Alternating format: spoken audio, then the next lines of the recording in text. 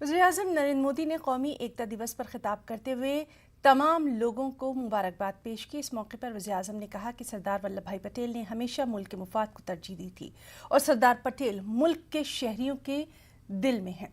वज़ीर-ए-आज़म ने कहा कि हम एक रहेंगे तभी आगे बढ़ पाएंगे और भारत आत्मनिर्भरता के मिशन पर आगे चल पड़ा है। राष्ट्रीय एकता दिवस पर सभी देशवासियों को बहुत बहुत शुभकामनाएं। एक भारत श्रेष्ठ भारत के लिए जीवन का हर पल जिसने समर्पित किया, ऐसे राष्ट्र नायक सरदार वल्लभ भाई पटेल को आज देश अपनी श्रद्धांजलि दे रहा है। सरदार पटेल जी सिर्फ इतिहास में ही नहीं बल्कि हम देशवासियों के हृदय में भी हैं।